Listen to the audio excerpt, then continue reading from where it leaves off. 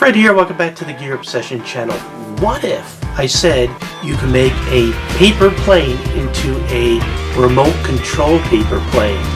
Stay tuned.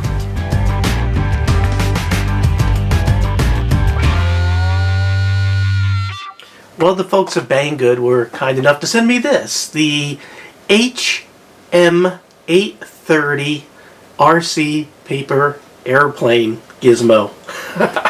But it's quite simple and quite cool. All you do is you fold your favorite type of paper plane, and it has, this is the part that you will clip onto the paper plane, and we'll go into details there. I just wanted to show you just a quick intro, but you just sort of clip it on and voila. You got yourself two motors that you control remotely. So let's check it out.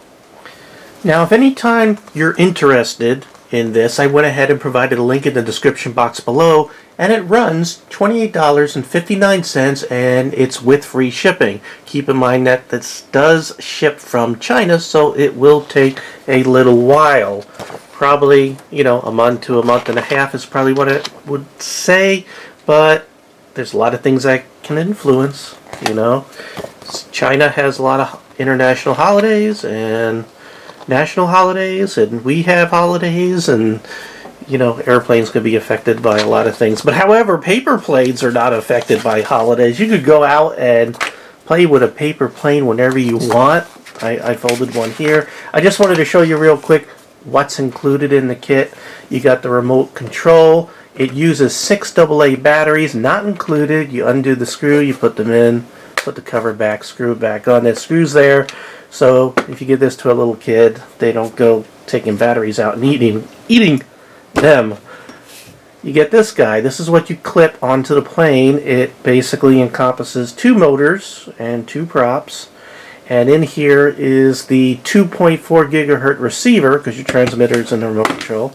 The receiver, as well as there is inside here a 3.7 volt lithium ion battery. And the gizmos that actually control the motor. So that's what you got in here. You also have a charging cable, which I haven't used, and you get 2 spare props. Now, I said I haven't used the charging cable. Why? Because it's way more convenient when you're out in the field to charge it like this. You just pull this guy down, pull the cable out just like that, close this up.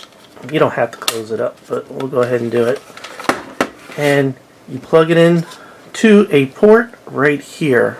Now you have a charging port, and underneath it you have an on-off switch. Go ahead and make sure the switch is off.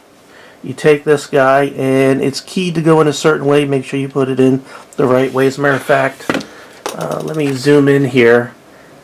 See how there's a little like triangle or something on that black part there? You want that up.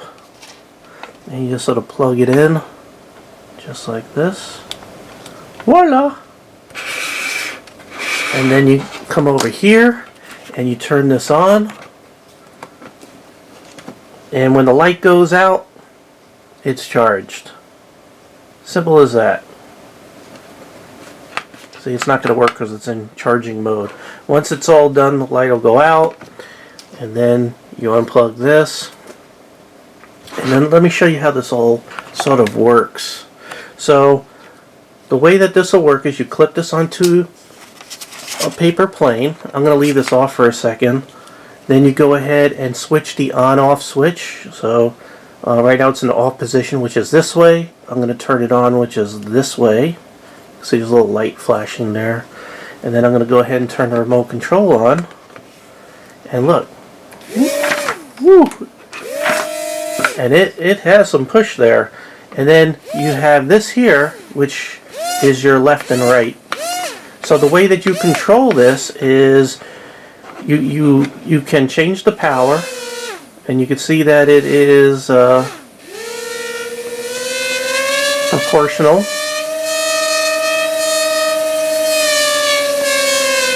If you can hear that. And then this one controls left and right. So this will increase the right motor.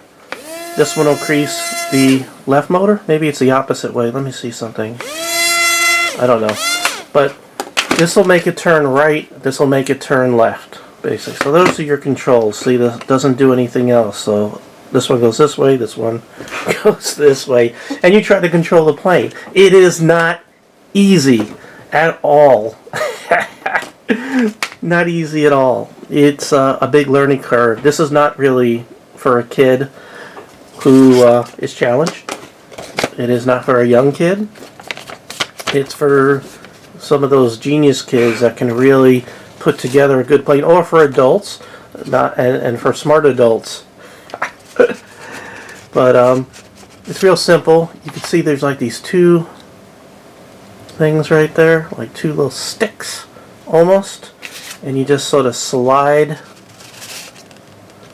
whatever paper plane you build onto it, just like that, and now the paper plane could be controlled remotely. Really cool. And when I say challenge, I don't say that in a mean way, by the way. I'm just saying it's difficult to use, almost too difficult for me to fly it. As a matter of fact, let's go ahead and cut some footage where I show you me trying to fly this.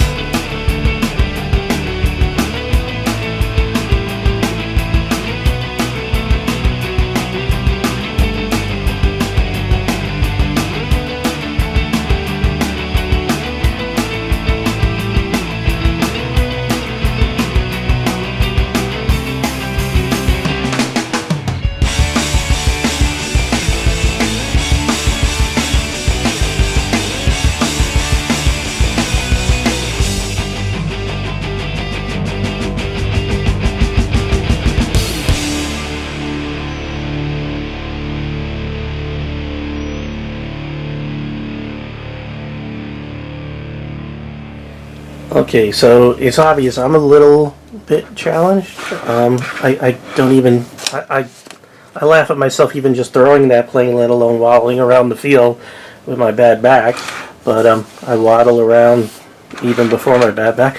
But this is neat because it's not just like flying a remote control gizmo that's already built. This is something that requires a little bit of thinking, learning a little bit about flight and designing an airplane, where you figure out the weight and everything. Because as you could see when I was flying this, it was pitching up too much and then stalling and falling a lot.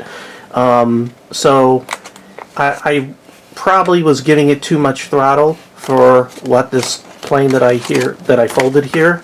So it was stalling. So you got to learn sort of the fundamentals of flight to get this all balanced right. Another thing I could have done was maybe make a sleeker airplane so it would fly better at full throttle. So really what I should have been doing was giving it less throttle because there was too much lift and I was causing it to, again, stall. It would nose up and stall.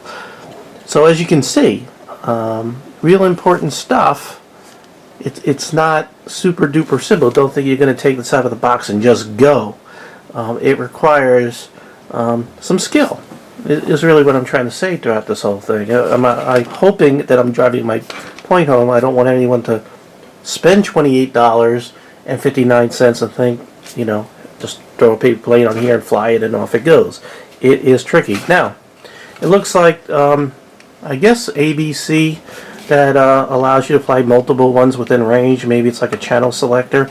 And you have a left-right turny thing right here, so you can sort of trim everything as far as left and right is concerned. So if your plane keeps on going off to one side when this is centered, you could go ahead and do your little trim, your little bit of adjustment.